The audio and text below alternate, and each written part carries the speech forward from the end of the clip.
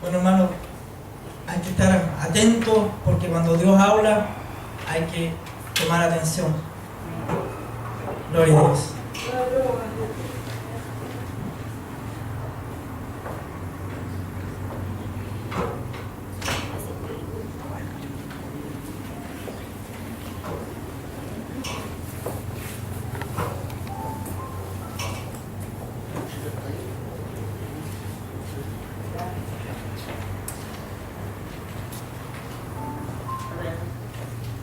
En el nombre del Señor, que les bendiga, hermanos. A los que conozco, a los que los conozco también. Había un problema en un barrio, hermanos, y resulta que había instalado una iglesia. Y resulta que al frente de la iglesia había un bar, hermanos. Y muchas veces el bar causaba molestia en la iglesia que estaba al frente. Porque cuando salían los hermanos de la iglesia, siempre habían peleas, había conflictos, venía la policía y se veía mal. Así que el pastor un día tuvo una idea y le dijo a su iglesia que iban a orar. Así que se pusieron a orar y resulta que muchas personas que iban al bar estaban casadas con mujeres que iban a la iglesia. Así que el pastor estaba en todo esto y el dueño del bar conoció del programa que estaba haciendo la iglesia de oración. Y un día, hermanos, hubo una tormenta eléctrica y cayó un rayo en el bar y el bar se quemó y se partió en todo. Así que el dueño del bar demandó al pastor y a la iglesia ante la justicia por lo que le había pasado a su bar. Y sucede que él era incrédulo y decía que era ateo. Así que fueron a la justicia el pastor de su iglesia con el dueño del bar. Y el juez leyó el caso. Y el juez se pone a reír porque, por un lado, el dueño del bar era ateo y decía no creer en Dios y acusaba al pastor de la iglesia. Y por otro lado, el pastor de la iglesia decía que él no creía y que su oración había hecho lo que había sucedido con el bar. Y el juez se reía, hermano, cuando leyó el caso. ¿A qué voy yo? A que la Biblia dice, hermanos míos, que el que se acerca a Dios debe creer que le hay y que Él es galardonador de aquellos que le buscan. Y Dios es un Dios vivo, hermanos. Dios es un Dios real. Hará un mes más o menos yo pedí permiso para ir a predicar a una iglesia un día domingo. Justo me tocaba turno de día domingo trabajar. Me conseguí el permiso y el pastor que me pidió que vaya a su iglesia estaba en Santiago y yo estaba orando en la mañana temprano y yo le dije así al Señor: Señor, si es tu voluntad que yo vaya a esa iglesia y si mi oración subió al cielo en este momento, yo te pido que este pastor me mande un mensaje por el teléfono.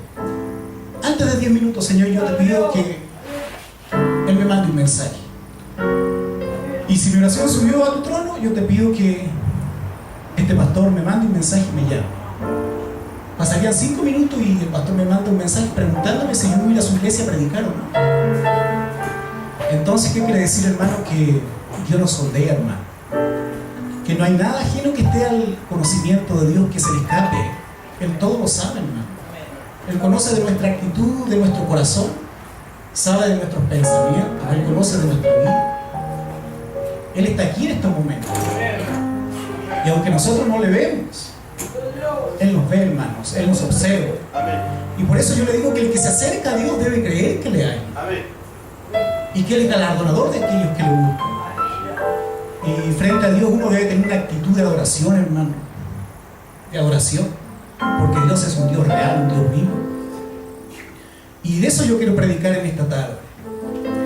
Yo quiero hablar de un personaje que se llama Enoc, hermanos míos. Y encontramos su historia ahí en Génesis capítulo 5, verso 21 al 24. Nos vamos a colocar de pie un momento más para darle lectura a la palabra del Señor con reverencia. Génesis capítulo 5, verso 21, y después vamos a ir a Hebreos capítulo 11. Y dice así la Biblia en el nombre del Señor Jesús. Dice: y vivió Enoc 75 años y engendró a Matusalén. Y caminó Enoc con Dios después que engendró a Matusalén 300 años y engendró hijos e hijas. Y fueron los días de Enoc 375 años. Caminó pues Enoc con Dios y desapareció porque se lo llevó Dios. Y Hebreos capítulo 11 Dice, hermanos, el verso 5: por la fe Enoc fue traspuesto para no ver muerte, y no fue hallado, porque lo traspuso Dios. Y antes que fuese traspuesto, tuvo testimonio de haber agradado a Dios. Dios de la vida, Dios de la muerte, Dios de nuestro ser, Dios de nuestra existencia, Dios que permite que palpite nuestro corazón, Dios de este momento, Dios del mundo, Jehová de los ejércitos. Yo invoco tu nombre porque tú eres grande, potente, fuerte. Tú estás por sobre todo, Señor, sobre todo nombre tú eres. Y yo te pido en esta tarde que nos bendigas por tu palabra. En el nombre de Jesús, tú alientes nuestro corazón. Si en esta tarde tú quieres liberar, libera. Si quieres sanar, sana. Si quieres salvar, salva. Y en el nombre de Jesús yo ato todo poder de las tinieblas que se quieren mover, Señor, en el nombre de Jesús. Todo espíritu que no glorifica tu nombre, yo lo ato. Incluso, Señor, apagamos todo dardo de fuego del maligno que son enviados a nuestras mentes mediante los pensamientos en el nombre de Jesús. Y declaro, Señor, tu sangre sobre este lugar. Que tú nos cercas y nos guardas, Señor. Señor, que aquí hay ángeles, Señor, que cuidan a tu pueblo, a tu iglesia, a aquellos que invocan tu nombre. Te pido que nos dirijas, Señor, y que cuando nos vayamos de este lugar, nos vayamos alentados, pensando en la palabra, edificados por ti, Señor. En el nombre de Jesús, amén y amén, Señor. Amén. ¿Pueden tomar asiento, hermanos?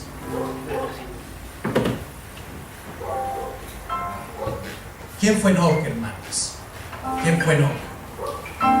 Enoc, para que lo entendamos así bien sencillo, fue el bisabuelo de Noé, hermanos. Él fue Enoc. Y en cada época de la historia hay hombres que llaman la atención, hombres que descollan, y la historia de la Biblia no puede pasar por alto a Enoc, hermanos míos. Enoc fue uno grande también. Si bien bíblicamente es un personaje de muy bajo perfil, él fue uno grande, hermanos.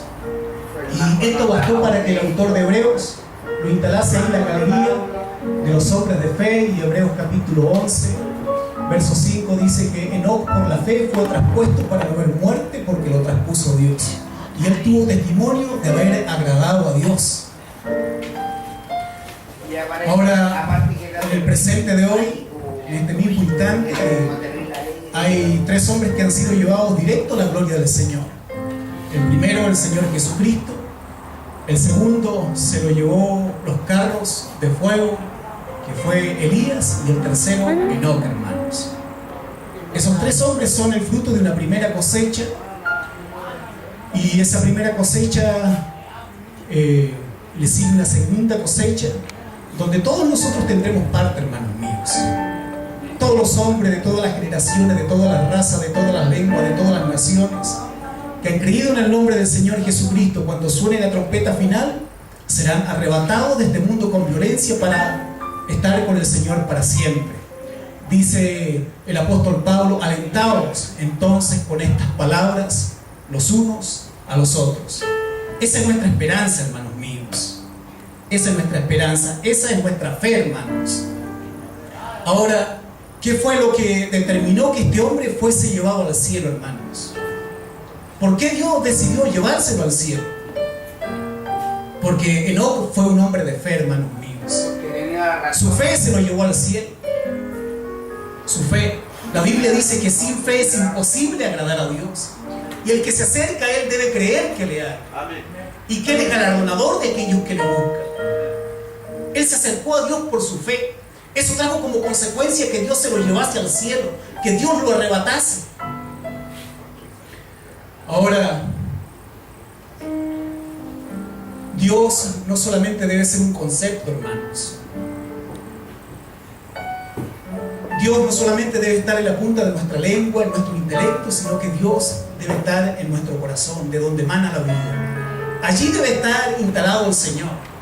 Dios no debe ser un concepto como en estos días, hermanos, porque hay muchos creyentes y muy pocos discípulos, hermanos míos. Y la Biblia dice que los demonios también creen y ellos tiemblan. El Señor Jesucristo debe instalarse ahí en nuestro corazón. Y El hombre o la mujer que quiere ir al cielo, hermanos míos, debe tener convicción, debe acercarse a Dios con convicción. Y el Hijo de Dios en nuestra vida, hermanos míos, no debe ser como esos piercing que se coloca la juventud, ¿no es cierto? Y después de un poco tiempo se lo saca. El Hijo de Dios, hermanos míos, en nuestra vida no debe ser como esos pololeos de verano que duran los meses de diciembre, enero y febrero, y después cuando vienen todas las actividades de marzo se termina con ese pololeo y yo nunca más me acuerdo de esa color o de ese color. El Señor Jesucristo no debe ser como un tatuaje, hermanos míos, que a medida que pasa el tiempo se va borrando, ni como un perfume de esos baratos, hermanos míos, que venden ahí en las ferias, que a medida que pasan los minutos también ese aroma comienza a desaparecer de nuestro cuerpo, de nuestra ropa. El Hijo de Dios no debe ser así, hermano. Yo asemejo la fe del Hijo de Dios, que debe ser como cuando ese hombre que tiene muchos animales marca sus animales, se los lleva a una pradera y los amarra a una estaca de pies, ¿no es cierto? Le amarra la cabeza también y calienta un fierro al rojo vivo con sus iniciales. Y cuando el fierro está al rojo vivo, hermano, lo coloca sobre el lomo del animal. ¿Y qué siente él? Él siente, hermanos míos, que la muerte le va a caer encima. Él siente que ese fierro candente no solamente está quemando su carne, sino que está quemando sus huesos.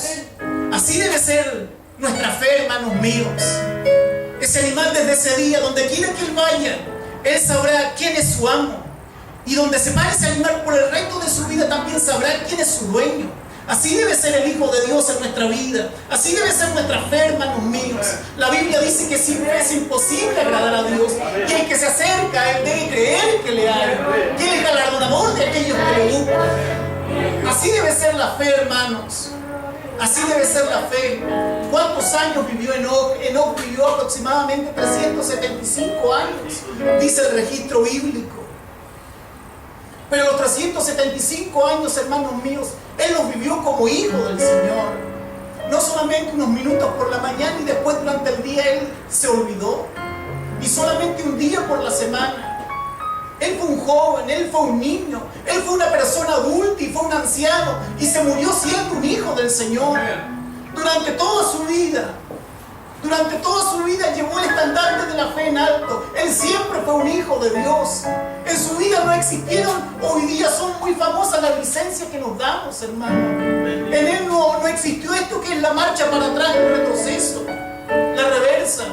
Él es como esos tanques, hermanos míos, que aparecen ahí en las películas de la Segunda Guerra Mundial, que solamente saben avanzar, hermano. Así fue Enoc. 375 años Él los vivió, pero los vivió para el Señor, vivió para Dios. Él fue un hombre de fe.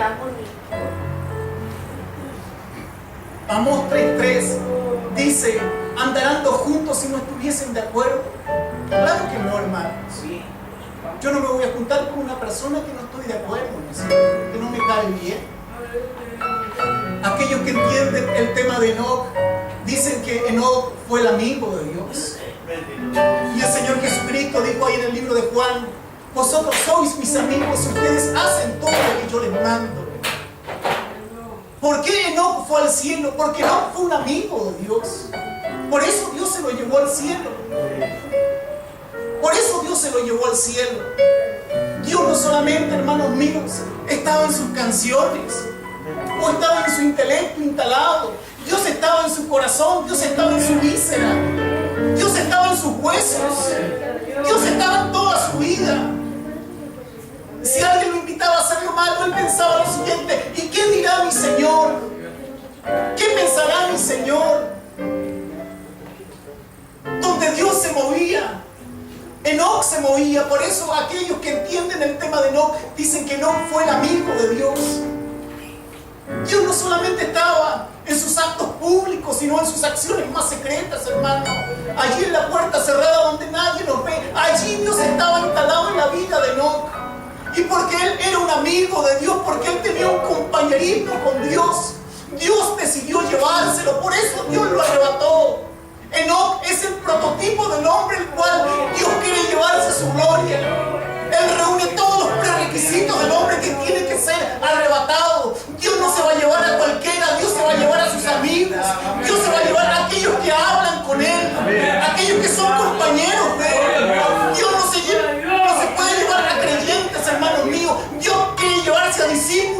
a verdaderos discípulos. ¿Por qué Dios se llevó a Enoc, hermanos? Porque algo terrible venía sobre la tierra. Génesis capítulo 6, Génesis capítulo 7, el gran diluvio. La Biblia dice que Dios se arrepiente en el momento de haber creado al hombre. Dios se duele. La Biblia dice en el Salmo 100, verso 3, que Dios nos hizo, no nosotros a nosotros mismos. Tú tienes un autor de tu vida, tú tienes un compositor de tu vida. El autor de tu vida es Dios. Dios te diseñó, Dios te formó, Dios creó a los hombres. Dios hizo al hombre, dice la Biblia. Dios creó todas las cosas, dice la Biblia. Sus manos hicieron al hombre, dice el libro de Isaías. Tus manos me hicieron y me formaron, dice el salmista. Dios creó al hombre. Pero llegó un momento en la historia de los hombres que los hombres se volvieron malos, se volvieron perversos. La Biblia dice que de continuo el corazón del hombre estaba inclinado a hacer el mal. Y Dios dice, Dios se arrepiente de haber creado al hombre. Dios se duele en su corazón de haber creado al hombre. Y Dios decide raer de la paz de la tierra al hombre. De pronto, un personaje ahí en Génesis capítulo 6, que es Noé, comienza a conocer de los planes de Dios. Y en una época de 120 años, él construye un arca junto a su familia. Desde el punto de las estadísticas, todo un fracaso, hermanos míos. Visto desde el tema del evangelismo, 120 años se predicaron y se salvaron solamente 8 personas. Pero antes de eso, Dios decidió llevarse a Enoc.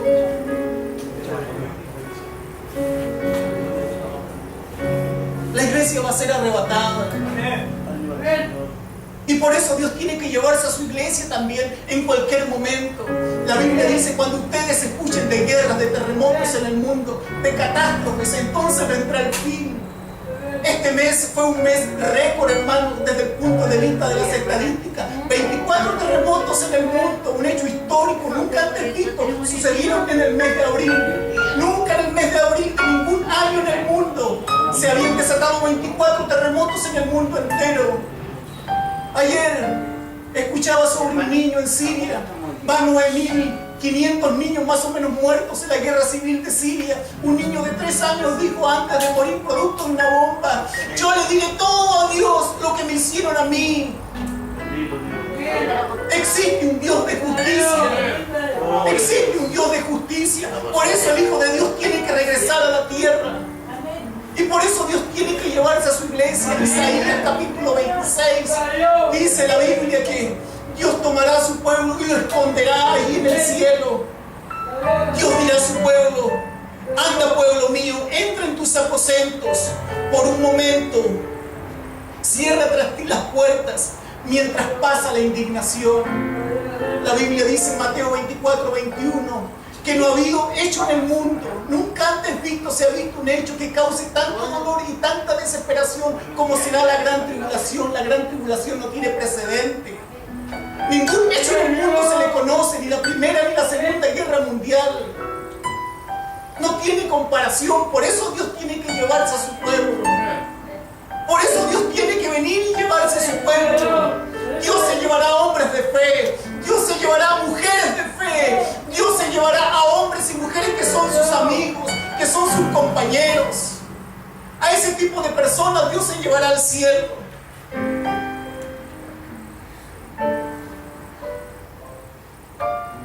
Por eso, hermano, que nunca se nos olvide que uno de los atributos de Dios es la omnisciencia. Dios todo lo sabe, Dios todo lo conoce. Los radares de Dios nos sondean las 24 horas del día, hermano. Dios solamente no nos conoce aquí en la reunión de la iglesia, sino que Él nos conoce en la vida íntima. Él conoce nuestros pensamientos, hermano. Él conoce nuestras acciones más secretas. Las cámaras de Dios nos filman las 24 horas del día, aunque a usted no le guste. Las cámaras de Dios están filmando en este momento a todos los hombres, a todas las mujeres. La Biblia dice que por la fe Enoc fue traspuesto para no ver muerte y no fue hallado. O sea que cuando él desapareció, a él le buscaron, hermanos. Me imagino sus seres más cercanos, pero no le encontraron. Fueron al cerro, tal vez donde iba, y no estaba. Iba a lo mejor al río a orar, tampoco estaba. Así va a ser con la iglesia, hermanos míos. Cuando suene la trompeta final, toda nuestra obra se quedará aquí, todo nuestro trabajo, todo aquello por lo cual nos afanamos tanto se va a quedar. Nuestros castillos de arena que hemos construido, literalmente ese día tomarán su nombre, se volverán verdaderos castillos de arena. Todo desaparecerá, hermanos míos, todo desaparecerá. Entonces los canales de prensa escrita, de televisión dirán: un hecho inédito, nunca antes visto en el mundo, ha ocurrido en el mundo. Miles y millares de personas, no tenemos respuesta para tal enigma. Los descarriados, los fríos, los que se olvidaron, los que abandonaron la iglesia tendrán la respuesta. Ellos van a decir: ha sido la venida del Señor. Aquellos que venden los periódicos en las calles dirán: compren las últimas noticias. Muchas personas han desaparecido en el mundo, niñas, mujeres, hombres, de los colegios, jardines infantiles, puestos de trabajo, la gente no se encuentra. Entonces aquellos hermanos míos que un día estuvieron con nosotros tendrán la respuesta. Ellos que se olvidaron de que Dios era verdad, que sus promesas eran verdad, ellos tendrán la última respuesta. Viviremos ese día el gran milagro del cual habla la Biblia. Ahí en el libro de Tesalonicenses, la glorificación del cuerpo.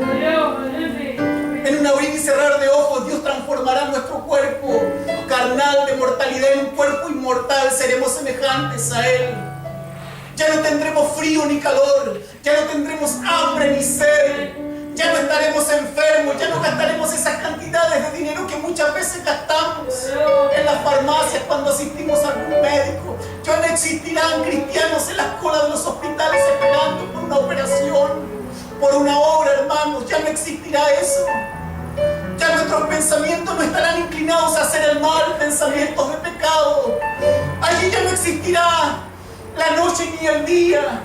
Ya no tendremos frío, ya no necesitaremos de esta ropa para vestirnos. Seremos semejantes a Él. Dios ese día enjugará todas las lágrimas de aquellos que han sufrido, de aquellos que han muerto martirizados por causa del Evangelio. Tengo un amigo, muchos años atrás, trabajábamos en Medinger, salíamos a las 4. Y un día dice él que salió de su casa y como sus hijos llegaban a las 6 del colegio, llegó a su casa y se tendió en la cama. Dice: inmediatamente cerró los ojos, él fue llevado al cielo. Y él veía en el sueño cómo los ángeles preparaban el cielo, como que colgaban guirnaldas y un ángel decía: la iglesia ya viene, la iglesia ya viene. Y dice que le llama la atención él cuando de pronto 2 ángeles aparecen en el cielo con un hombre que estaba llorando. Ellos dicen que no podían consolar. De pronto dice que aparece uno alto, rubio, era el Señor Jesús. Saca unos pañuelos de su ropa y seca las lágrimas de este hombre. Ese hombre nadie podía consolarlo, pero el Señor Jesús lo consoló.